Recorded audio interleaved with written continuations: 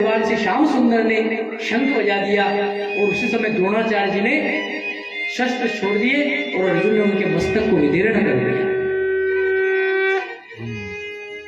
तो जीवन में कभी झूठ नहीं बोले, फिर भी कहा कि भगवान में कभी कोई सी भी समस्या आ जाए, कितनी भी विपत्ति आ जाए, और मनुष्य की यही सबसे बड़ी विडंबना है।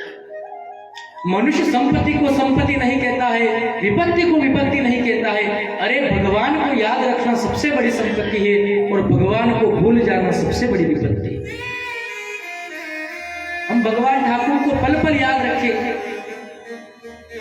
नवदा भक्ति में आती है, स्मरण हमेशा भगवान को याद रखें, जीवन में कभी भगवान को नहीं भूलें। क्योंकि अगर हम भगवान को याद रखेंगे तो ठाकुर की दृष्टि हमारे ऊपर पड़ी रहेगी। लेकिन याद रखना भक्तों, जिस दिन हमारे ठाकुर ने, हमारे बांके बिहारी लाल ने हमको भुला दिया, उस दिन संसार में कोई पूछने वाला नहीं होगा, कोई पूछने वाला नहीं होगा। क्योंकि इस जीवन के राम बुलावा भेजिया दिया कबीरा रोए, जो सुख यहाँ सत्संग में हो वैकुंठ में ना हो। इसलिए कथा सत्संग में भगवान कहते हैं कि 7 पुरिया आकर निवास करती है। अयोध्या माया काशी कांचनवंतिका, पूरी द्वारावती सप्तपुरिया मोक्षदायिका।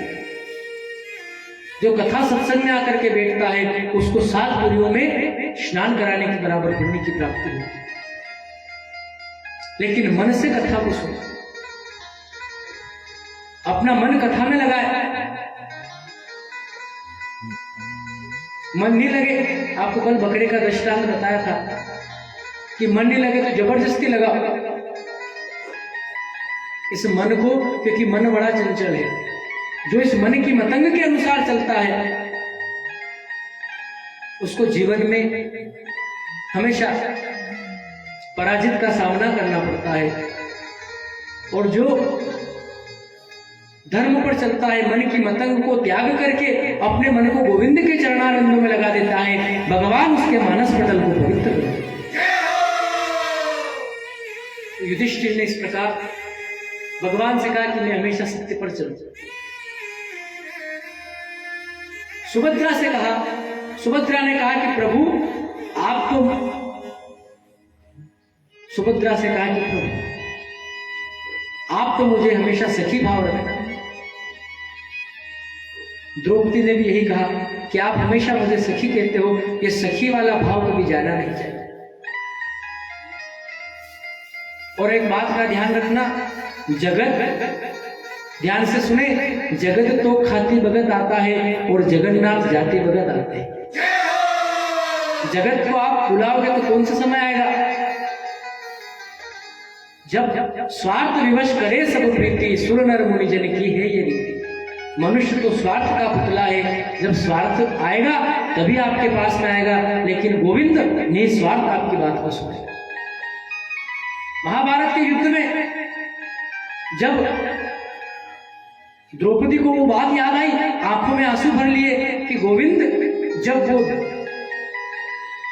दुशासन, दुर्बुद्धि दुशासन मेरे वस्त्र को पकड़ करके मुझे खींच करके नग्न करना चाहता था, मैंने सबकी तरफ देखा, सबसे पहले भीष्म पितामह की तरफ देखा कि इनको आचार्य कहा जाता है, परिवार में सबसे वयोवृद्ध है, क्या इनके होते हुए इस दुष्ट की क्या ताकत के मुझे नग्न कर सकता है। लेकिन भीष्म पितामह ने भी मस्तक को नीचा कर दिया। फिर द्रोणाचार्य, कृपाचार्य जी की तरफ देखा, एक कुलगुरु है, एक राजगुरु है, लेकिन उन्होंने भी मस्तक को नीचे कर दिया, मस्तक को उन्होंने भी नीचे कर दिया। फिर उसने कहा कि ये तो ठीक है, मेरे 5 पति है, किसी में 10,000 हाथी का बल है, किसी में 1,000 हाथी का बल है, एक दुनिया का सबसे सर्वश्रेष्ठ धनुर्धर है, एक गदा में सबसे भीषण योद्धा है, क्या इनके होते हुए मेरा कोई बाल बांका कर सकता है। लेकिन वो जुए में हार गए थे, उन्होंने भी मस्तक को नीचे कर दिया, किसी ने नहीं सुनी। फिर सबसे विश्वास टूट गया तो उसने अपने हाथ से कस करके साड़ी पकड़ ली, कस करके वो साड़ी पकड़ ली। द्रौपदी ने अपने आप पे स्वयं पे भरोसा, और भीष्म पितामह द्रोणाचार्य कृपाचार्य ने सहायता क्यों नहीं करी? वो तो वशीभूत नहीं थे, लेकिन उन्होंने दुर्बुद्धि दुर्योधन का अन्न खाया था। और शास्त्र कहते हैं जैसा खाओगे अन्न वैसा होगा मन।